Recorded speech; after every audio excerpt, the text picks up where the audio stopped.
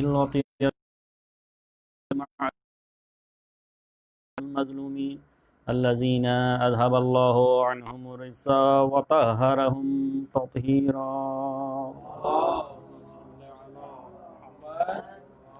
वलअनतुल्लाहि अला अअदाइहिम अजमईन अल्लज़ीना इश्तराउ ज़लालता बिल-हुदा वमा रबिहत तिजारतुहुम वमा कानू मुहतदीन।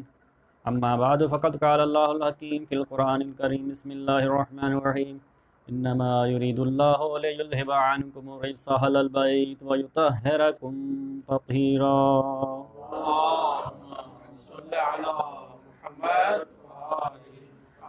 खुदा ने कुदुस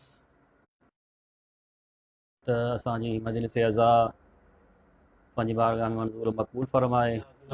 ख़ुसूसन जेके बिरादरान सुखन सिंध जी टीम जा बिरादरान आहिनि ऐं जेके मोमिनीन इन में ताउन करे रहिया आहिनि, हिसो वठी रहिया आहिनि, कंहिं बि हवाले सां, चाहे मजलिस अज़ा में शरीक थियण जे हवाले सां, लंगर न्याज़ जे हवाले सां, जंहिं बि हवाले सां इन ताउन करे रहिया आहिनि, उन्हनि जी इहा इबादत, इन्हनि जी इहा सई और काविश पंहिंजी बारगाह में मंज़ूर मक़बूल फ़रमाए। सभिनी मोमिनीन जी हाजा जी ऐं जिते जिते भी मौला इमाम सज्जाद अलैहिस्सलातु वस्सलाम जा अज़ादार ये इमाम सज्जाद में मशगूल आहिनि, उन्हनि जी सिहत सलामती ऐं हिफ्ज़ो अमान जे लाइ हिकु दफ़ा गॾिजी सलवात पढ़ो मुहम्मद आल।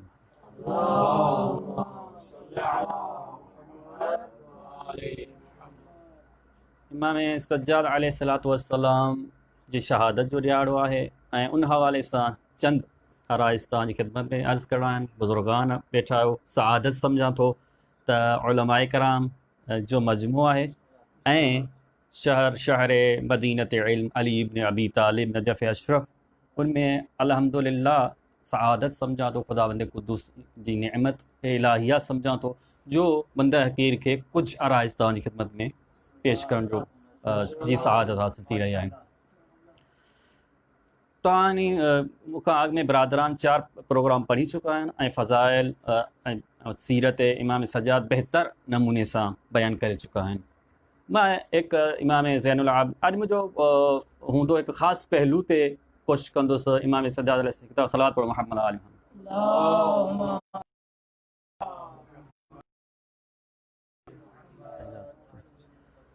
ख़ासि पहलू ते कोशिशि कंदुसि त इमाम सज्जाद ख़ुसूसन करबला खां बाद उहो बि जॾहिं मदीने वापसि उन दौरान इमाम अलैहिस्सलातु वस्सलाम कहिड़े नमूने पंहिंजी तहरीक खे, इमामत जी तहरीक, दीनी तहरीक खे अॻिते वधायो, उहा कुझु अर्ज़ पेश करणा आहिनि। लेकिन इन खां अॻु में हिकु अर्ज़ु करणु घुरां थो इमाम जे लक़ब ज़ैनुल आबिदीन जे बारे में, ऐं पोइ मां पंहिंजी गुफ़्तगू खे शुरू कयां थो। हिकु दफ़ा गॾिजी सलात पढ़ो मुहम्मद आल।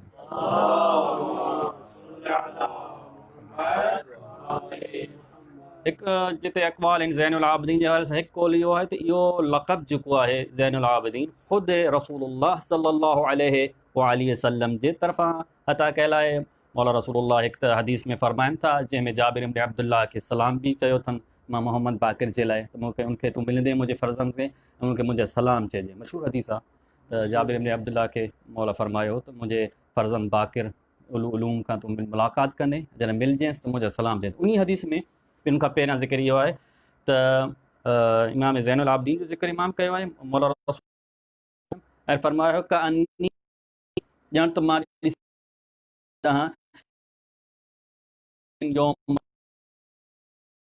हिकु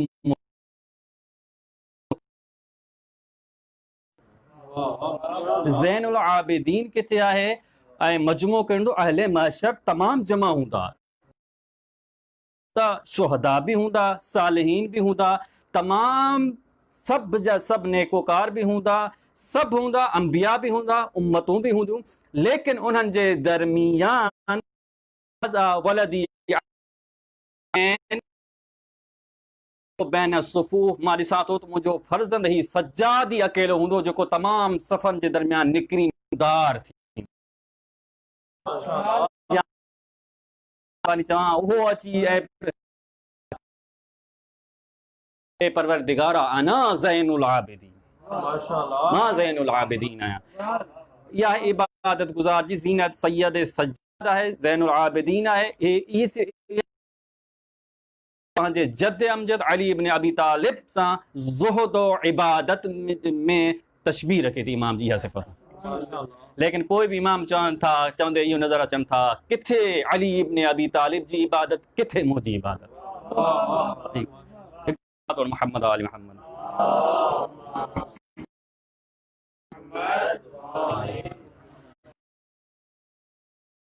दौर ज़िंदगी के अगर तव्हां ॾिसो, हिकु दौर इमामत जे लिहाज़ खां बि विरहाए सघूं था। हिकु आहे इमाम अलैहिस्सलाम जी इमामत जो दौर, हिकु उनखां पहिरियां दौर। यानी इमामत जो दौर शुरू थिए थो, सैयद शुहदा इमाम हुसैन अलैहिस्सलाम जी शहादत थिए थी करबला जे मैदान। ऐं छो जो शहादत थी आहे इमाम हुसैन जी, 61 हिजरी खां दौर इमामत शुरू थियो आहे सैयद सज्जाद, ऐं 95 या 94 हिजरी में शहादत थी आहे। मुंहिंजो मतिलबु आहे त 34 या 35 साल आहिनि जेके इहे दौरे इमाम ज़ैनुल आबिदीन। सुठो अरसो आहे, छो जो असांजा कई इमाम अहिड़ा आहिनि जेके 25-28 साल जिन ज़िंदगी कई आहे। 40 साल मशहूर आवाम में इहो थी वियो 40 साल, लेकिन ॾिसजे त 61 खां पोइ 61 इमाम ज़िंदा ई न रहिया आहिनि। तंहिंजे करे 34 या 35 साल इमाम अलैहिस्सलाम कीअं इन तहरीक खे पंहिंजे तहरीक खे, छो त इमाम आहिनि, उम्मत जी रहबरी करणी आहे, कीअं आख़िर इमाम अलैहिस्सलाम उन हालात में इहो तहरीक खे अॻिते वधायो आहे। पहिरियां मां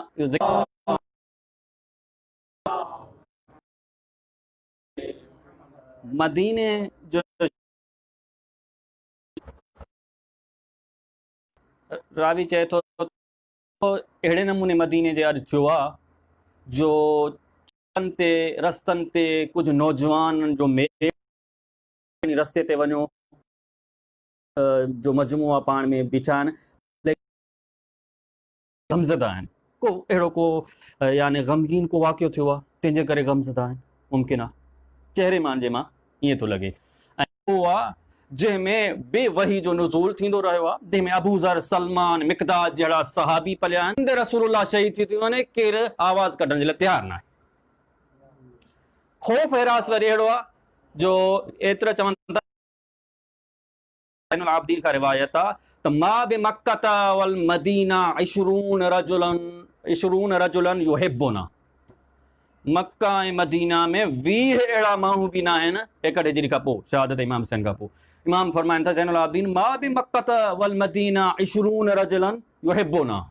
20 अहिड़ा फ़र्द बि न आहिनि असां वटि जेके असांखां मुहबत कंदा हुजनि। यानी छा, यानी अॻु में थोरो घणो जेके मुहबत कंदा हुआ, इज़हार ज़बानी त कंदा हुआ, अॼु कुफ़ुल आहे, तालो आहे सभिनी जे ज़बाननि ते, केरु तयारु न आहे त मुहबत अहल बैत जो इज़हार करे सघे।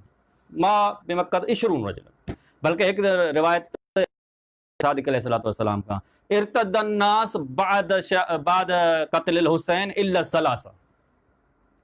मुर्तद थिया, यानी ईअं न त इस्लाम खां मुर्तद थिया, मुसलमान हुया मुर्तद थिया, इर्तद अनिल विलाया, अहल बैत काफ़िरी आहे, अहल बैत खां किनारा कश थी विया। छो जो ज़मानो अहिड़ो हो, हाणे ज़मानो अहिड़ो आहे त इमाम ज़ैनुल आबिदीन सख़्तु तरीन ज़मानो आहे 61 हिजरी खां पोइ। छो जो यज़ीद पहिरों हाकिम, यज़ीद इमाम जी इमाम जे ज़माने में, छो इमाम जी शहादत खां पोइ यज़ीद 3 साल रहियो आहे हाकिम। यज़ीद हाकिम आहे पहिरों। यज़ीद जे वञण खां पोइ हुनजो माविया इब्न यज़ीद 40 ॾींहं या 6 महीना मसलन वधि वधि, या 40 ॾींहं एतिरा रहियो आहे, या 6 महीना वधि में वधि उहो रहियो आहे। उनखां पोइ मरवान इब्न हकम उहो हाकिम रहियो आहे, उहो बि 9 महीना तक़रीबन। उनखां पोइ आयो आहे अब्दुल मलिक इब्न मरवान, जेको 20 साल या 21 साल हाकिम रहियो आहे। ऐं इहे तमामु तक़रीबन इमाम जी जेका दौर इमामत जो अक्सर हिसो इन अब्दुल मलिक इब्न मरवान जे दौर हुकूमत में गुज़रियो आहे। ऐं तमामु शदीद ऐं जासूस छॾियल हुआ, कंहिं शइ जी इजाज़त न हुई। मुसलमान ख़ौफ़ हिरास में आहिनि, छो जो इमाम हुसैन खे न छॾियूं, अहल बैत खे न छॾियूं, उन्हनि जे मस्तूरात खे क़ैद कयूं, बाज़ारनि में फिरायूं, त हुसैन इब्न अली नवाज़ रसूल जहिड़े खे न छॾियूं, असांजो छा हाल थींदो। ख़ौफ़ में वरितल आहिनि, सभु परेशान आहिनि, सभु ख़ौफ़ में वरितल आहिनि। हाणे अगरि इमाम सज्जाद अलैहिस्सलाम इन्ही माहौल में इनखे ईअं कमु ॿियनि लफ़्ज़नि में चवां, ईअं कमु शुरू करिणो आहे जीअं रसूलुल्लाह दौर इस्लाम में, इब्तिदा इस्लाम में कमु शुरू कयो। जीअं उन्हनि खे मुसलमान कयो, हाणे इन्हनि नाले जे मुसलमान खे ॼण त ॿीहर मुसलमान ऐं मोमिन बणायो आहे इमाम ज़ैनुल आबिदीन अलैहिस्सलाम। छो जो माहौल अहिड़ो आहे, छो जो बेदीन बणिजी चुका आहिनि, दीन खां परे आहिनि, फिस्क फुजूर मौसीकी ज़िना आम आहिनि, महफ़िलूं जेके औरतनि मर्दनि जूं गॾियल शेर शोरा अहिड़ा फ़हाश शाइर आम महफ़िलूं, मक्का मदीना मरकज़ आहे हुनजो। हाणे इन दौर में इमाम अलैहिस्सलाम कनि त छा कनि, कहिड़ी हिकमत अमली इख्तियार कनि ताकी वरी इन उम्मत खे जेका अल्लाह खां दूर आहे उन खे अल्लाह खां जोड़नि, वरी इहा उम्मत जेका बेदीन आहे इन उम्मत खे बेदीनदार बणाइनि, वरी इहा उम्मत जेका अहल बैत खां दूर आहे इन खे अहल बैत सां मुत्तसिल कनि ऐं ताल्लुक़ जोड़नि मुंहिंजो अहल बैत। वरी उहा उम्मत जंहिंमें इरादो कोन्हे, अज़्म कोन्हे, हिम्मत कोन्हे उथण जो यज़ीदियत जे ख़िलाफ़, बनी उमैया जे ख़िलाफ़, उनखे वरी इहो हौसलो पैदा कनि ताकी इहा उम्मत उथे बनी उमैया जे ख़िलाफ़। तंहिं करे हाणे इमाम अलैहिस्सलाम कुझु इक़दाम कया, उन मां 2-3 अहम जेके इक़दाम आहिनि उहे तव्हांजी ख़िदमत में ज़िक्र कंदुसि ऐं तव्हांजे मदन खे तमामु कंदुसि। हिकु दफ़ा सलात पढ़ो मुहम्मद वाली।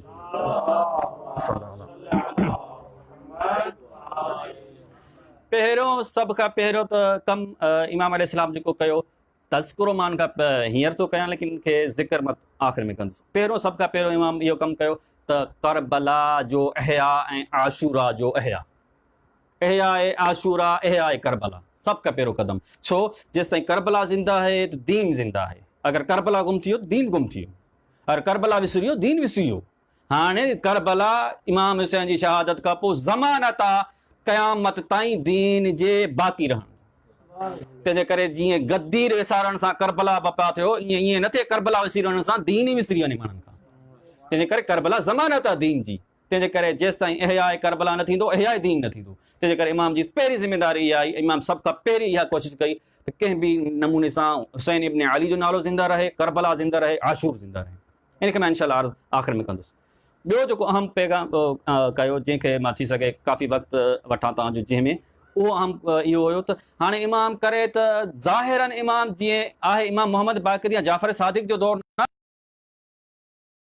मदरसो क़ाइमु कनि, 4000 शागिर्द मुख़्तलिफ़ पढ़ी निकिरनि, ईअं आहे ई न। एॾो त चवनि था माना शदीद दौर आहे ऐं इमाम ते एॾो प्रेशर आहे जो जासूस छॾणु हर हरकत ते नज़र आहे इमाम जी ते, त कीअं असांजे ख़िलाफ़ त का कमु नथो करे। इमाम बि वरी अहिड़े नमूने हिकिड़ी तहरीक अजीब हलाई जो गैर महसूस तरीक़े सां इमाम उम्मत जी तरबियत जो हिकु तमामु अहम जेको आहे कमु आहे उनजो बुनियादु विझी छॾियो ऐं बनी उमैया खे ख़बर बि न पई इहो छा करे विया इमाम। उहो छा हुयो, उन दौर में तव्हांखे ख़बर आहे त ग़ुलामनि जो दौर हुयो ऐं ग़ुलामनि खे विकिणींदा, ख़रीद फ़रोख़्त थींदी। इमाम अलैहिस्सलाम छा कयो, जो ग़ुलाम ख़रीद कंदा हुआ, ज़ाहिरी तरीक़े सां अर्ज़ु कयो त यूनिवर्सिटी नथा ठाहे सघनि, हुकूमत जो कंट्रोल आहे। एतिरे ताईं जो इमाम अलैहिस्सलाम कनीज़ सां शादी कनि था, घर जी ख़बर आहे, उहो बि जासूस छॾियल आहिनि। वलीद इन ताईं अब्दुल मलिक इब्न मरवान खे ख़बर पइजे थी, तव्हांखे ख़बर आहे ख़त हिकिड़ो लिखे थो, इहो चए अल्लाह जीअं मां इन्हनि खे बख़्शे छॾियो आहे, मुंहिंजो करीम रब तूं ई, इन जे सदके तूं बि मूंखे ज़ैनुल आबिदीन खे बख़्शे छॾ ऐं आमीन तव्हां चओ। केतिरा सलात पढ़ो।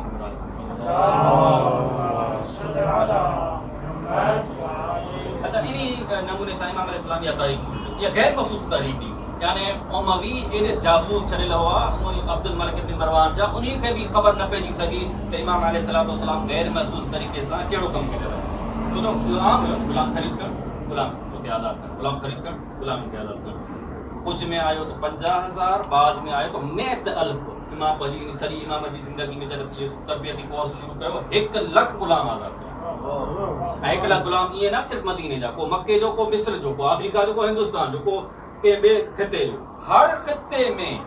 ऐं इहो हर खिते में तरबियती कोर्स, इमाम जा नुमाइंदा, इमाम जा तरबियत शुदा। अर्ज़ कयो त अबू ज़र जो तरबियत शुदा जॉन बणिजी सघे थो त ॿुधायो इमाम ज़ैनुल आबिदीन जो तरबियत शुदा कहिड़ी अज़मत जो आमिल थी। उन जे लाइ मां हिकिड़ो अर्ज़ बि वाक़ई बि अर्ज़ कयां थो, ख़बर पइजी वञे त इमाम ज़ैनुल आबिदीन जा तरबियत शुदा कहिड़ा हुया ग़ुलाम। हिकु दफ़ा अज़मत इमाम ज़ैनुल आबिदीन खे सलात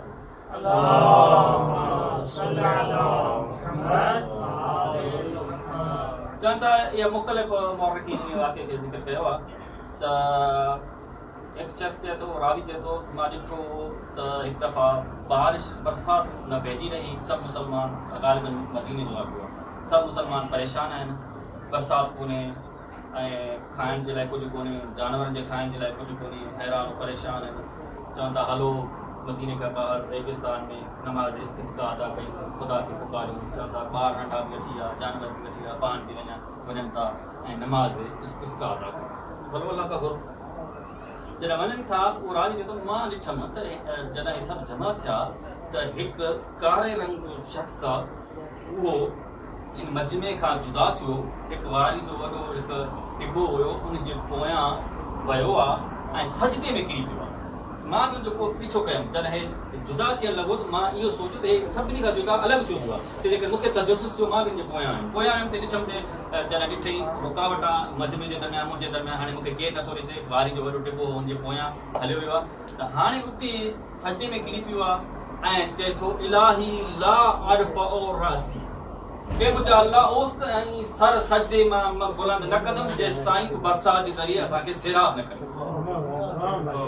जॾहिं ईअं ॾिठमि मां त सजदे में हो गिरियाज़ारी करे रहियो, अञा सजदे में हो त ककर ठहणु शुरू थिया ऐं थोरी देरि में एॾी त बरसाति वठणु शुरू थी, एॾी त बरसाति वसणु शुरू थी, असां सम्झो त असां बरसाति जे पाणी में गर्क थी वियो। ऐं चए थो त उहो गुलाम, मां सम्झी वियुमि त इहो पक इन गुलाम जी दुआ जो नतीजो आहे जो असां सभु सैराब थिया आहियूं। मां सम्झो मूंखे तजसुस थियो इहो गुलाम, इहो शख़्स कारे रंग जो आहे, गुलाम वांगुरु लॻे थो शायदि शक्ल सूरत मां, पर केरु आहे ख़बर पइजी वेंदी, ॾिसूं था आहे केरु। ॿिया सभु हेॾे होॾे वञनि पिया ख़ुशी सां, सभु मदीना शहरनि न गलियुनि न वञनि पिया, अलाह असांखे सैराब कयो आहे, नमाज़ पढ़ी थी, मूंखे ख़बर ई हिन जे करे इहो दुआ क़बूल कई आहे, अलाह मूंखे इहो ॾिसणो थी आहे केरु। चए थो पीछो करण जो शुरू कयो, जॾहिं हलंदो वियो हे मां बि हलंदो ॾिठमि त हे बनी हाशिम जे महले में दाख़िल थियो। मां बि आयुमि बनी हाशिम जे महले में, ॾिठां त हाणे बनी हाशिम जो बि एतिरा घर आहिनि, वञे किथे थो, चवंदा बनी हाशिम जे महले मां बि थींदो वेंदो सिधो इमाम ज़ैनुल आबिदीन अलैहिस्सलातु वस्सलाम जे घर जो तक़ुल ॿार करे उते दाख़िल थियो। मूंखे ख़बर पइजी वई त इहे इमाम ज़ैनुल आबिदीन जो कारे रंग जो जेको हबशी रंग जो कारो रंग जो कारो ज़ाहिर ॾिसण ईअं थो अचे, इहो इमाम ज़ैनुल आबिदीन जो गुलामनि मां गुलाम आहे।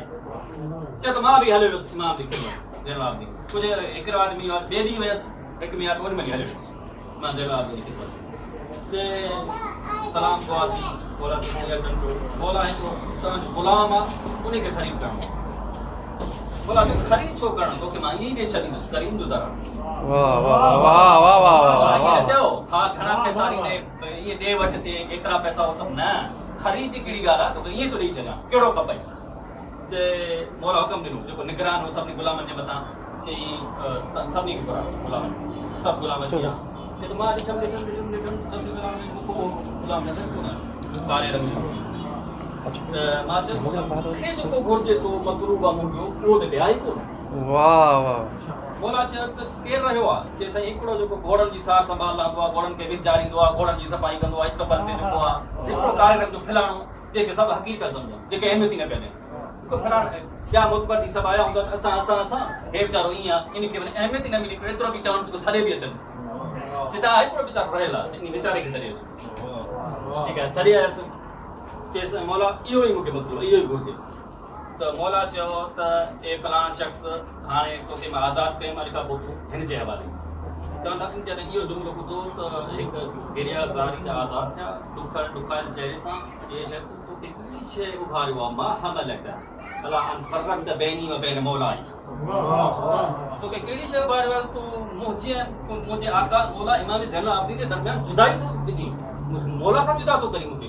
आख़िर मसइलो छा आहे, हिन सॼो मसइलो ॿुधाए। मसइलो इहो आहे त मूंखे ख़बर आहे तूं मुस्तजाब दावा आहे, ख़बर आहे त तुंहिंजी दुआ रद्द न थींदी आहे, तंहिंजे करे तूं ई खपी। चवंदा इहो जॾहिं ॿुधो हुन गुलाम त लर्ज़ण लॻो, हुन चहिरे जो रंग तब्दील थियो, गिरियाज़ारी करणु लॻो, अलाह खां हिकिड़ी दुआ जे लाइ हथ बुलंद कई, ए अलाह इहो हिकु अहिड़ो राज़ हुयो जेको अॼु ताईं तुंहिंजे ऐं मुंहिंजे दरमियान, लेकिन अॼु इन राज़ खे फाश करे ई छॾियो अथई, अलाह हिकिड़ी दुआ मुंहिंजी बि क़बूल कर, हाणे जल्दी मूंखे पाण वटि ई घुराए, मूंखे मौत ॾे। चए थो मां इमाम इनजी कैफ़ियत ॾिसी, हिकु अब्द इलाही आहे, हिकु अहमियत खे ॾिसी करे त जेके बि आहे सभिनी जे अखियुनि में ॻोढ़ा, इमाम ज़ैनुल आबिदीन गिरियो था कनि, चए मां गिरियो कयो, मां चयो एॾी बददुआ न दुआ न कर, मां वञा थो, मूंखे नथो खपे, मां जल्दी जल्दी घर मां ॿाहिरि निकिरी वियुमि। थोरी देरि गुज़री, इमाम जो हिकिड़ो शख़्स आयो ऐं मूंखे ॾियापो ॾिनी, ए शख़्स जंहिंखे गुलाम खे ख़रीद करणु आए ऐं हुनजे जनाज़े में शरीक थियणु चाहिनि था, हली इहा दुआ बि अलाह क़बूल करे ॾिनी, या अलाह अगरि राज़ फाश थियो त मूंखे घुराए वठो, अॼु ताईं मूंखे केरु अहमियत न ॾींदो ते सभु जेको आहे ईअं आहे वीचारो। मां इहो बि हिकु दर्स असांखे मिलियो, कंहिं बि शख़्स खे ज़ाहिरी क़ियाफ़े जे करे ग़रीब आहे, मिसकीन आहे, फाटल कपिड़ा अथव, रंग चोकारो आहे, इहो मयार न ॾियो, इहो मयार न आहे। मुमकिन आहे रिवायतुनि में आहे त कंहिं बि गुनाह खे नंढो न सम्झो, छो जो अल्लाह पंहिंजी नाफ़रमानी सभिनी गुनाह जे दरमियान लिकाए रखी आहे। थी सघे नंढे में नंढे गुनाह में बि अल्लाह तमामु घणो नाराज़ थिए। कंहिं बि अब्दे इलाही खे घटि न सम्झो, मुमकिन आहे उहो ई सभु खां वधीक मुक़ररब अल्लाह जो। जेके ज़ाहिरी क़ियाफ़े ते न वञो, इहो दर्स बि मिलियो असांखे, ज़ाहिरी क़ियाफ़े ते न वञो।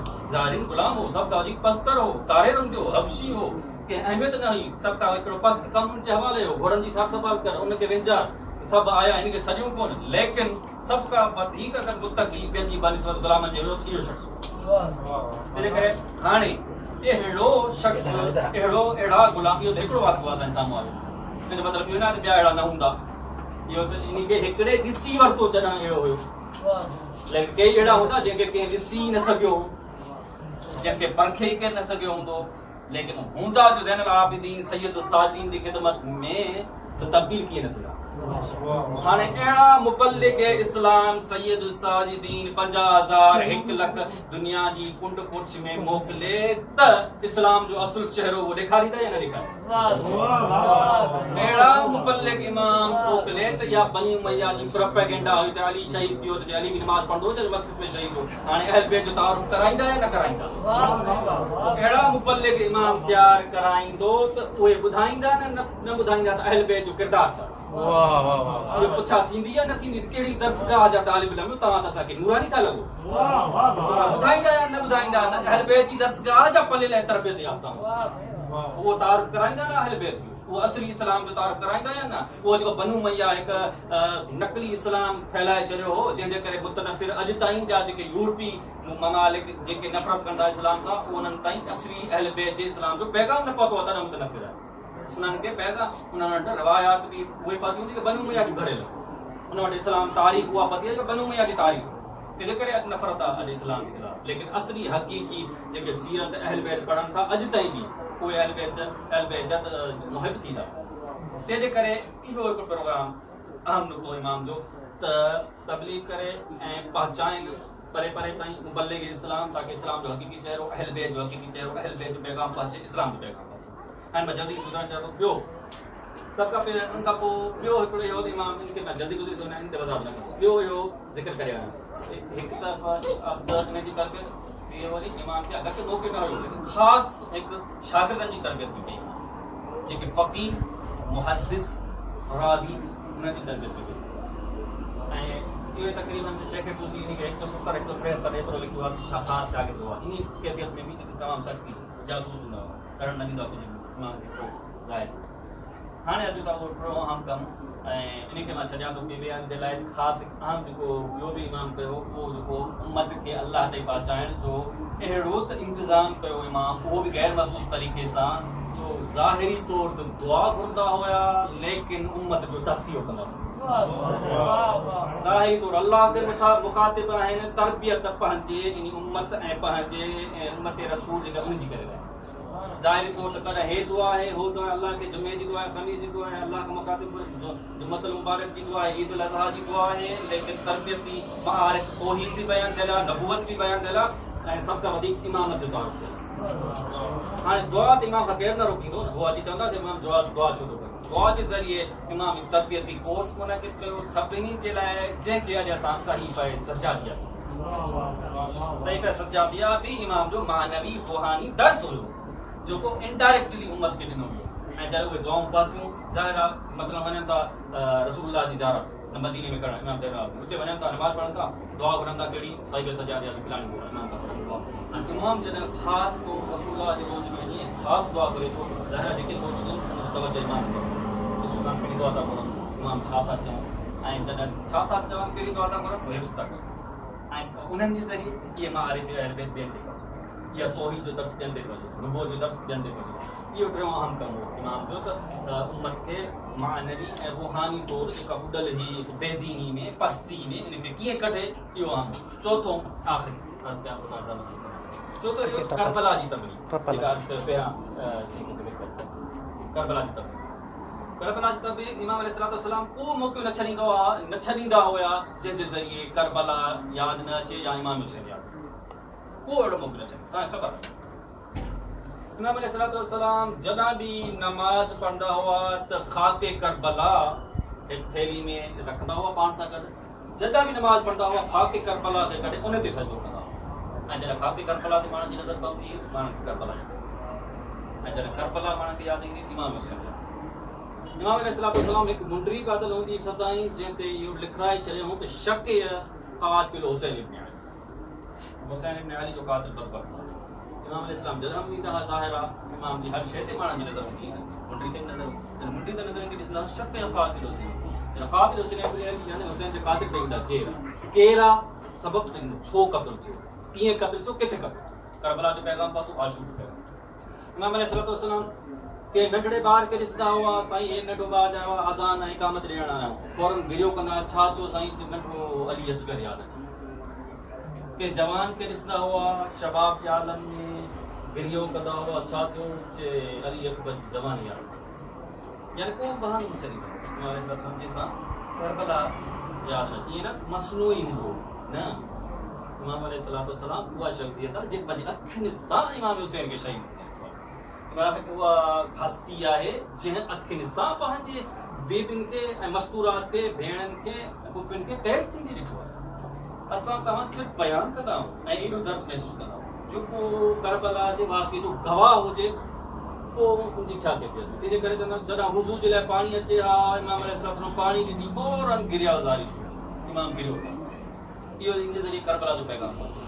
इमाम अलैहिस्सलाम मदीने साल में तक़रीबन हिकु दफ़ा वॾी दावत कंदा हुआ सभु माण्हू गॾु थींदा हुआ ऐं इस्लामी आदाब इहो आहे त सभ खां पहिरीं मेज़बान शुरू करे पोइ महिमान शुरू कनि दस्तरखान लॻी वियो आहे सवे हज़ारे माण्हू वेठा आहिनि इंतज़ार में मेज़बान इमाम सजाद आहे उन जी दुआ उन जी शुरूआति करणी आहे पोइ ॿिया माण्हू खाईंदा सभिनी जूं नज़रूं इमाम सजाद ते इमाम सजाद जे अखियुनि में घोड़ा जाए छा जे करे ते पंहिंजे बाबा हुसैन यानी कि गम में रोईंदा जॾहिं उहे सवे हज़ारे ॾिसनि था इमाम खे रोईंदे इमाम अलैहिस्सलाम इन ज़रिए ते करबला जो पैगाम पहुतो करबला कॾहिं बि न विसरियो तंहिंजे करे इमाम अलैहिस्सलाम मौजूदु आहे इमाम अलैहिस्सलाम ईंदा हुआ बाज़ार में ईंदा बाज़ार ॾिसंदा हुआ कसाई आहिनि उहे जिन जानवर खे ज़िबह था कनि जॾहिं ज़िबह था कनि इमाम अलैहिस्सलाम उन्हनि खे चवंदा थोरो दर्स ॾियो मूंखे इहो ॿुधायो इन जानवर खे पाणी बि पीआरियो थो या इहे छा ज़िबह कयो चवंदा मौला असांखे ख़बर आहे रसूलुल्लाह जी शरीयत आहे तव्हांजी नाना रसूलुल्लाह जी तालीमात आहिनि आदाब इहो आहे शरीयत जो अदब इहो आहे शरीयत असांखे चयो आहे त पहिरियां भली तलब हुजे न हुजे जानवर खे पाणी पेश ज़रूरु कयोसि उन खां पोइ ज़िबह कयो फौरन हिकु दफ़ा करबला जो रुख कंदा हुआ पंहिंजे बाबा हुसैन खे यादि करे आए बाबा अॼु जे मुसलमाननि खे इहा ख़बर आहे त जानवर खे बि ज़िबह करण खां पहिरियां पाणी पीआरियो वेंदो आहे अरे जे मुसलमान खे इहा ख़बर आहे जानवर खे प्यासो शहीद ज़िबह न कबो आहे बाबा इहा कहिड़ी उम्मत रसूल हुई जे तव्हांखे प्यासो ज़िबह करे छॾियो हिकु दफ़ा ईंदो हो हिकु इमाम ॾिसंदा हुआ हिकु शख़्स अजनबी आहे कंहिं ॿिए शहर मां आयो आहे ऐं वाह गुरबता जा होका ॾिए थो कुझु रवायतनि में आहे त मस्जिद नबवी जे दर ते अची वेहे थो ऐं वाह गुरबता करे थो मां ग़रीब आहियां अजनबी आहियां ॿिए शहर मां आहियां ए मुसलमानो मुंहिंजी मदद कयो इमाम ज़ैनुल आबिदीन हुनखे ॾिसंदा हुआ हे चवंदा हुआ छा तूं अजनबी आहीं तूं ग़रीब आहीं चए हा मौला ग़रीब आहियां चए मूंखे हिकिड़ो सुवाल जो जवाबु ॾे पोइ मूंखे पाण खे भली ग़रीब सॾाइजांइ चए छा मौला चए अगरि तूं इन हालत में तोखे मौत अची वञे छा इहा उमेद आहे तोखे केरु ईंदो तोखे गुसल बि ॾींदो केरु ईंदो तोखे कफन बि भराईंदो केरु ईंदो हालांकि अजनबी केरु नथो सुञाणे तोखे केरु ईंदो तोखे दफ़न बि कंदो केरु ईंदो तुंहिंजो जनाज़ो बि पढ़ंदो चए थो हा मौला मूंखे यकीन आहे हे मुसलमाननि जो शहर मदीनो आहे सभु मुसलमान शरीयत खां वाक़िफ़ आहिनि मूंखे यकीन आहे मां ईअं कोन मरी बि वेंदुसि चाहे मुंहिंजो हिते केरु कोन्हे चाहे मूंखे सुञाणण वारो केरु कोन्हे मूंखे यकीन आहे मूंखे गुसल बि ॾींदा कफन बि ॾींदा जनाज़ो बि पढ़ंदा दफ़न बि कंदा इमाम चए थो पोइ तूं ग़रीब न सॾाए शख़्स पोइ तोखे हक़ न आहे तूं ग़रीब सॾा ग़रीब उहो हूंदो आहे जंहिंजो लाशो बेगोर कफन पियल हुजे गरीब सदाए तो वो सदाए। तो इमाम अलैहिस्सलाम जहां भी कहीं भी हवाले से करबला में या तो करबला जा गवाह है। एक बार रवायत एक करबला की रवायत है, एक नबी रवायत जिक्र करे तालिजा मतलब के तमाम कर उस करबला में जदा सब शहीद थी चुका, एक दफा हल मिन नासिर यंसुरना जी सदा आई बुलंदी इमाम हुसैन जी ताके खबर करबला जे मैदान में उन्हीं दी इमाम हुसैन मसलहत खुदाबंदी का इमाम ज़ैनुल आबिदीन मरीज हुआ ताकि जिहाद साकित थी वने, ताकि ज़ुर्रियत इमामत बची वने। जब इहा चंदा सदा बुझी हल मिन नासिर जी इमाम अगरचे कमजोर होया, अगरचे इमाम मरीज होया, एक दफा इन्हीं के बावजूद भी रावी जे तो मां डिठो एक इमाम के कमजोरी जी हालत में खैमे मां निकतो हुआ एक मस्तूरा उन्हें जे कुल्हे ते जो सहारो वठी करे तलवार हाथ में खड़ी करे जे तो कुपिया मां उपिया बाबू जे बाबा जी गुरबत जी सदा बुलंदिया लगे तो को कौन रहवत से तदा ते तो हल मिन नासिर यंसुरना तदा ते तो हल मिन जाबिन यज़ुब्बु नार रसूलुल्लाह। जब इमाम हुसैन जी नजर पई सैयद सज्जाद इन्हीं हालत में भी पंहिंजे बाबा जी मदद है चवंता ए भेण उम्मे कुलसूम सैयद सज्जाद खैमन जी तरफ वापस अची वठी वन मता ज़ुर्रियत इमामत खत्म न थी वने, नस्ल इमामत न खत्म थी वने अगर शहीद थी वने। एक दफा जॾहिं इहो काफ़िलो करबला मां निकिरे थो मुख़्तसर कयां तो सभिनी खे चवनि था त हाणे हलो काफ़िले में सवारी मिले थी सवार करे तव्हांखे वञिणो आहे कूफा। एक दफा सैयदा ज़ैनब इमाम सज्जाद के फरमाए तू बचड़ा सज्जाद हाणे खबर ना है वरी वापस अचूं न अचूं इन्हनि ज़ालिमनि खे चओ आखिरी मर्तबा एक दफा वरी असां के शुहदा जे मक़तल था गुज़ारे ताकि एक दफा वरी असां अलविदा कयूं, एक दफा वरी उन्हनि सां मुलाक़ात कयूं। सज्जाद उन मलूनन के चए तो इजाजत मिले थी ऐं इमाम सज्जाद अलैहिस्सलाम मस्तूरा सां गॾु जना मक्तल पहुंचन था का बीबी के सा लिपटी वने थी, का बीबी के जनाजे सा लिपटी वने थी। सैयदा ज़ैनब फौरन अचे थी इमाम हुसैन जी लाश ते ऐं टुकड़ा चल लाश खणी एक दफा अल्लाह सा मुखातिब थी फरमाए थी बारेला अल्लाहुम्मा तकब्बल मिन्ना हाज़ल कुर्बान बारेला साजी खड़ी कुर्बानी कबूल कर दे अपनी बारगाह में। जन ॾिसनि था कोहराम अजीब कोहराम मचियो जन आख़िरी विदा शुहदा सां करण आयूं बीबियूं चवनि था का अहिड़ी अख न हुई जेका ॻोढ़नि सां भरियल न हुजे। हता के रावी चए थो मूंखे त ईअं लॻो ज़मीन आसमान रोई रहिया आहिनि, चरिंदो परिंद रोई रहिया आहिनि, हैवान रोई रहिया आहिनि। क़यामत जो मंज़र हुयो जॾहिं काफ़ी देर थी वई जॾहिं अहल बैत मस्तूरात शुहदा खां जुदा न थी रहियूं। हिकु दफ़ा हिकु ज़ालिम आयो ऐं चए थो ए सज्जाद इन्हनि खे चओ त देर थी रही आहे असांखे जल्दी निकिरणो आहे।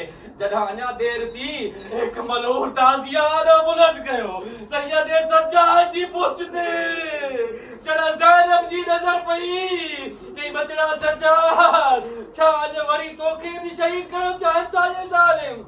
सैयद सज्जाद चए थो पुफी अम्मा ए बड़ी ज़ुल्म करे वठ तव्हां दिल भरे ज़ियारत करे वठो। सज्जाद में अञा कुझु ताक़त आहे, सज्जाद अञा कुझु ताज़िया बर्दाश्त करे सघे थो।